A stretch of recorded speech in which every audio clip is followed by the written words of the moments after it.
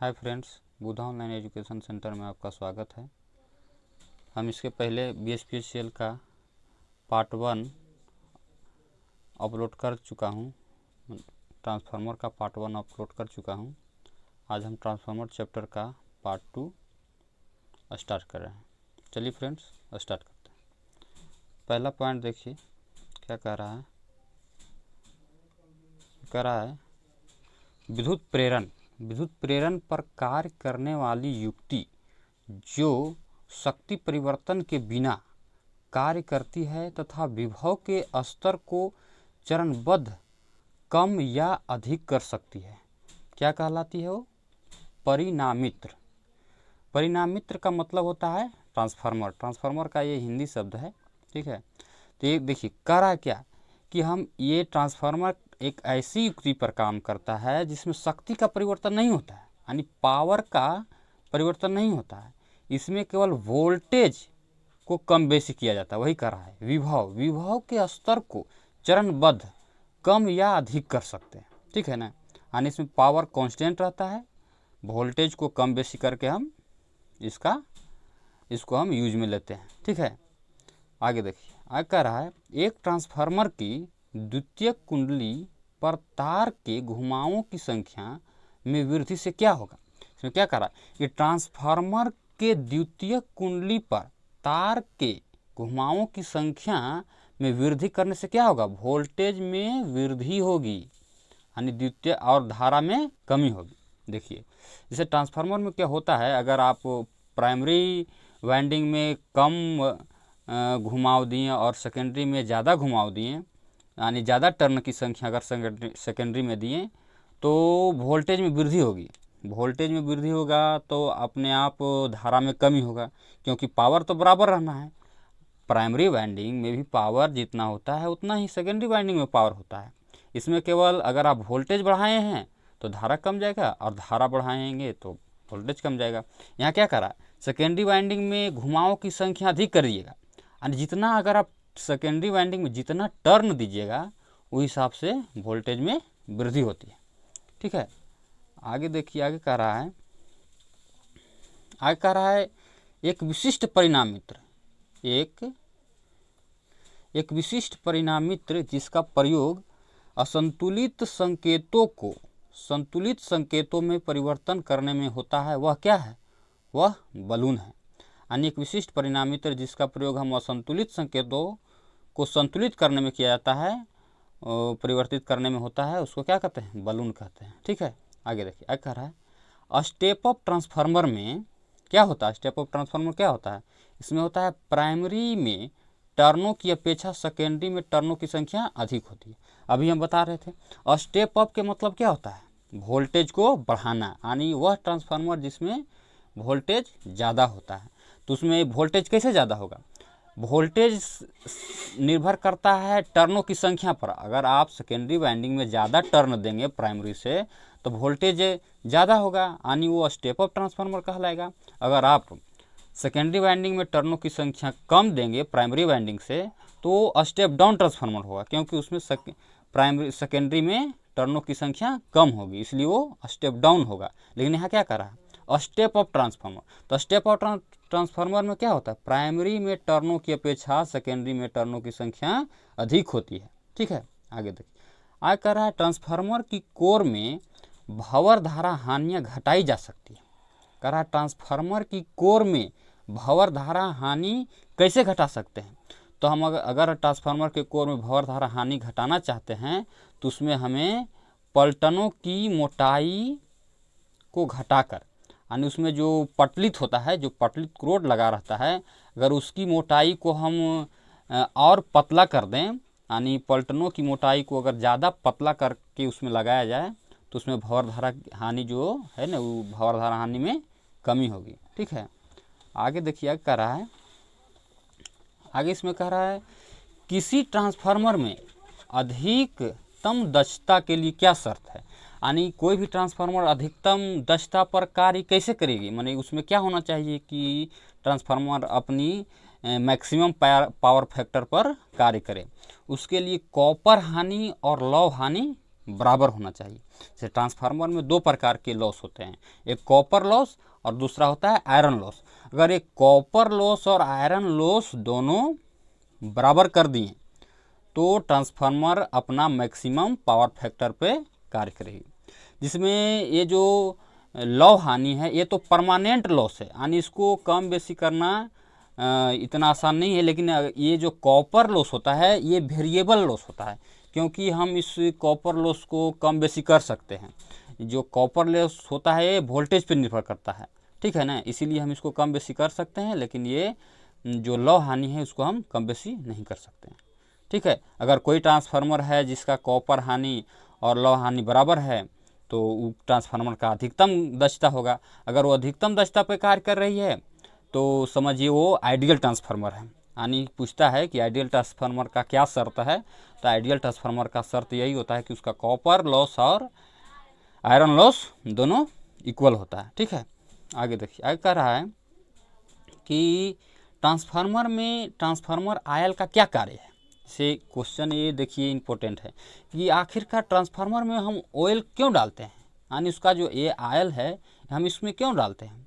तो इसका मेन काम है कि इंसुलेशन, पहले तो इंसुलेशन करना और कूलिंग देना। इंसुलेशन मतलब क्या होता है, जैसे ट्रांसफार्मर के अंदर जो दो वाइंडिंग होता है उसके बीच अगर हम आयल देंगे तो ये जो आयल होता है इंसुलेटेड होते हैं, यानी नॉन कंडक्टिविटी है, तो यानी इसमें ये इंसुलेटिंग की तरह कार्य करता है, जो कि कह सकते हैं विद्युत का कुचालक होता है। तो ये तो पहले इंसुलेशन का काम किया। दूसरा होता है कि अगर हाई वोल्टेज के कारण उसके कोर में हीट जनरेट होता है और ज़्यादा हीट होने के कारण ट्रांसफार्मर ब्लास्ट कर सकता है, इसीलिए हम इसमें आयल डालते हैं। आयल जो है ये कूलिंग मटेरियल की तरह भी कार्य करता है। ये जो आयल होता है ये ठंडा उसको करने में मदद करता है, इसीलिए हम ट्रांसफार्मर में आयल डालते हैं, ठीक है। आगे देखिए, आगे कह रहा है बुक होल्ज रिले। इसमें कह रहा है कि बुक होल्ज रिले क्या है, यानी बुक होल्ज रिले की सुरक्षा करता क्या कर रहा है। बुक होल्ज रिले ट्रांसफार्मर की सुरक्षा करता है, तो कैसे करता है। तो इसमें कह रहा है सभी किस्म के आंतरिक दोष से मतलब ये दूर करता है। देखिए बुक होल्ज रिले के बारे में हम आपको एक शॉर्ट बताते हैं कि बुक होल्ज रिले आखिरकार होता क्या है, ट्रांसफार्मर में कहाँ होता है बुक होल्ज रिले। तो आप देख सकते हैं, अगर ये डायग्राम अच्छा से नहीं हो रहा है, देखिए ये जो अगर ये ट्रांसफार्मर है तो ट्रांसफार्मर के ऊपर जो ये होता है ये है मेन टैंक, ठीक है। ये जो है ना ये मेन टैंक होता है और ये होता है कंजर्वेटर टैंक, ठीक है। एक कंजर्वेटर टैंक और मेन टैंक के बीच में, थोड़ा ये पेन सही ढंग से काम नहीं कर रहा है, ये दोनों के बीच में यहाँ जो होता है यहाँ बुक होल्ज रिले लगा रहता है, जो ये सूचना देता है अगर ये मेन टैंक में हीट ज़्यादा जनरेट हो जाता है। ज़्यादा हीट जनरेट होने के कारण अगर बहुत ज़्यादा जनरेट होता है हीट, तो यहाँ पे एक अलार्म लगा रहता है जो बजने लगता है, जिससे पावर सप्लाई ट्रिप कर दिया जाता है। बुक होल्ज रिले का यही काम है, जो एक सुरक्षा प्रदान करता है ट्रांसफार्मर का, ठीक है। आगे देखिए, आगे क्या कह रहा है, आगे कह रहा है, पीछे हो गया थोड़ा सा, कहाँ पे थे हम लोग, यहाँ थे, ठीक है। आगे देखिए बुक होल्ज रिले हो गया था। अब यहाँ से आगे देखिए कह रहा है कि करंट ट्रांसफार्मर जब प्रयोग में न आ रहा है तो सेकेंडरी होनी चाहिए, यानी अगर करंट ट्रांसफार्मर जब प्रयोग में नहीं आ रहा है तब सेकेंडरी में क्या होना चाहिए, तो यानी सेकेंडरी लघु पतित होना चाहिए, ठीक है। आगे देखिए, आगे कह रहा है ट्रांसफार्मर की सेकेंडरी में प्रेरित विद्युत वाहक बल किस पर निर्भर करता है, यानी ट्रांसफार्मर की जो सेकेंडरी में है उसमें जो ईएमएफ उत्पन्न होगा वो किस पर निर्भर करता है, तो वो निर्भर करता है आवृत्ति पर, यानी उसमें कितना आवृत्ति दे रहे हैं, फ्लक्स और सेकेंडरी के टर्नों की संख्या पर, यानी कि ट्रांसफार्मर का जो सेकेंडरी वाइंडिंग है उसमें कितना ईएमएफ उत्पन्न होगा ये निर्भर करता है कि सेकेंडरी में टर्नों की संख्या कितना है। अगर ज़्यादा सेकेंडरी में टर्नों की संख्या होगा तो ईएमएफ ज़्यादा जनरेट होगा। और ये एक होता है कि जितना अगर हम प्राइमरी में जितना फ्लक्स, देखिए प्राइमरी जो होता है वो दोनों primary winding and secondary winding दोनों तरफ बराबर होता है। प्राइमरी में कोई चेंज नहीं होता है, चेंज होता है फ्लक्स में, नहीं चेंज होता है वोल्टेज में और एम्पियर में, ठीक है। तो आवृत्ति का तो जितना आवृत्ति आप प्राइमरी में दे रहे हैं उतना ही आवृत्ति सेकेंडरी में होगा, ठीक है। आगे देखिए, आगे कह रहा है ट्रांसफार्मर क्रोड का पटलन किसको घटाने के लिए किया जाता है। यानी ट्रांसफार्मर कोड का जो क्रोड है वो पटलन यानी पटलित हम क्यों डालते हैं, यानी उसमें हम डायरेक्ट पूरी तरह से लोहा ही क्यों नहीं डाल देते हैं, यानी शुद्ध। लेकिन इसमें कह रहा है कि हम ट्रांसफार्मर में जो हम क्रोड लगाते हैं वो आखिरकार हम पटलित क्यों लगाते हैं। इसका हम ऊपर में भी जिक्र किए हैं इसके बारे में कि भंवर धारा हानि को कम करने के लिए हम ट्रांसफार्मर में कोर पटलित लगाते हैं, यानी कह सकते हैं पत्ती की तरह लगाते हैं, छोटे छोटे अनेक छोटे छोटे पत्तियों की तरह लगाते हैं, ठीक है। आगे देखिए, आगे कह रहा है ट्रांसफार्मर, आगे देखिए स्टेप अप ट्रांसफार्मर किसमें वृद्धि करता है, क्या करता है, नाम से पता चला स्टेप अप यानी अप करना यानी ऊपर करना, यानी वोल्टेज को हाई करना। स्टेप अप का मतलब क्या हुआ, वोल्टेज को हाई करा। स्टेप अप ट्रांसफार्मर में किसमें वृद्धि करता है, तो वोल्टेज में वृद्धि करता है। तो अगर वोल्टेज में वृद्धि किया तो धारा को क्या करेगा, धारा को ऑटोमेटिक कम करेगा, ठीक है। आगे देखिए, आगे कह रहा है एक ट्रांसफार्मर में पूर्ण भार पर लोड 1000 वाट है तो आधे भाग पर ताम्र हानि कितना होगा, तो 250 वाट होगा, ठीक है। कह रहा है अगर एक ट्रांसफार्मर में पूर्ण भार यानी पूर्ण लोड पर अगर लोड 100 वाट है तो आधे भाग पर ताम्र हानि कितना होगा, तो 250 वाट होगा, ठीक है। आगे कह रहा है सिंगल फेज ट्रांसफार्मर में पूर्ण भार ताम्र हानि किस परीक्षण द्वारा ज्ञात किया जाता है। देखिए ये क्वेश्चन इंपॉर्टेंट है, ठीक है ना। ये पूछता है कि सिंगल फेज कोई भी ट्रांसफार्मर, जरूरी नहीं सिंगल फेज, यहाँ लिखा है अगर कोई भी ट्रांसफार्मर का सिंगल फेज ट्रांसफार्मर में पूर्ण भार ताम्र हानि यानी कॉपर लॉस किस परीक्षण से ज्ञात होता है, तो ये होता है लघु पत्थन परीक्षण से टेस्ट होता है, ठीक है ना। तो ये आप ध्यान में रखिएगा। आगे देखिए, आगे कह रहा है कि ट्रांसफार्मर में टैप चेंजर का क्या कार्य है, यानी ट्रांसफार्मर में जो टैप चेंजर लगा रहता है उसका काम क्या है, तो इसका काम होता है वोल्टता अनुपात को भार के अनुसार नियंत्रित करना। जिसे अगर ज़्यादा भार हुआ तो वोल्टता ज़्यादा देगा, भार कम हुआ तो वोल्टता को कम करेगा। यही टैप चेंजर का काम होता है। जैसा भार यानी जैसा लोड ज़रूरत हो उस तरह से इस टैप चेंजर को हम व्यवस्थित करते हैं, ठीक है। आगे देखिए, आगे कह रहा है एक ट्रांसफार्मर किस सिद्धांत पर कार्य करता है, तो ये अन्योन्य प्रेरण पर, ठीक है। ये तो मेन चीज़ है कि ट्रांसफार्मर किस सिद्धांत पर कार्य करता है, तो अन्योन्य प्रेरण के सिद्धांत पर, ठीक है। आगे देखिए, आगे कह रहा है एक स्व परिणामित्र का प्रमुख उपयोग क्या है। इसका उपयोग क्या है, इसका उपयोग है परिवर्तनशील ट्रांसफार्मर जैसा कार्य करना, ठीक है। यानी एक स्व परिणामित्र का प्रमुख उपयोग क्या होता है, तो परिवर्तनशील ट्रांसफार्मर जैसा काम करना। आगे देखिए, आगे कह रहा है कि क्वेश्चन आगे पीछे हो जा रहा है थोड़ा सा। फिर कह रहा है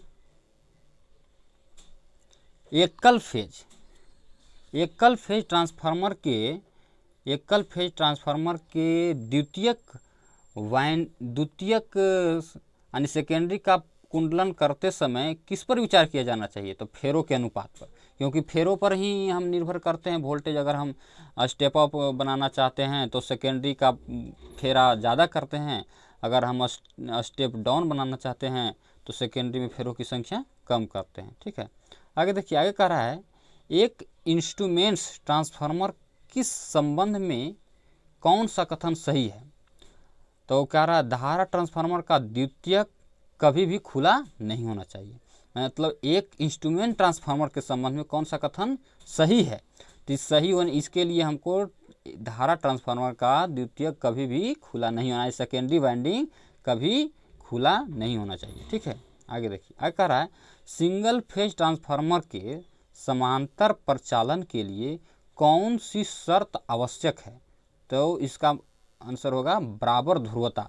मतलब अगर आप एक ट्रांसफार्मर यानी एक से ज़्यादा यानी दो ट्रांसफार्मर को अगर आप समांतर क्रम में जोड़कर एक साथ चलाना चाहेंगे तो उसके लिए दोनों ट्रांसफार्मर का ध्रुवता बराबर होना चाहिए। देखिए कहीं कहीं होता है कि जैसे आपके गांव में एक ट्रांसफार्मर है, लोड ज़्यादा है, तो एक ट्रांसफार्मर अगर उस लोड को नहीं सह पा रहा है तो उसके लिए हम बराबर दूसरा ट्रांसफार्मर लगाएंगे। तो दूसरा ट्रांसफार्मर और पहला ट्रांसफार्मर दोनों का ध्रुवता बराबर होना चाहिए, तभी हम उसको समांतर क्रम में जोड़कर प्रचालन कर सकते हैं, यानी उसको दोनों को एक साथ चला सकते हैं। ठीक है, यानी दोनों ट्रांसफार्मर का ध्रुवता बराबर होना चाहिए। आगे कह रहा है ट्रांसफार्मर में ब्रीदर का कार्य क्या होता है? तो ट्रांसफार्मर में ब्रीदर का कार्य क्या होता है? आप देखे होंगे ब्रीदर आप नहीं देखे होंगे तो आप देखिए, ब्रीदर इस तरह से होता है जैसे अगर आप ये जैसे मेन टैंक है, ये मेन टैंक है और यहाँ से एक देखिए अगर एक कंजर्वेटर टैंक है, ठीक है, तो इस टैंक से एक और पाइप इसे लगा हुआ रहता है, यही ब्रीदर है। ठीक है ना, इसी का नाम ब्रीदर होता है।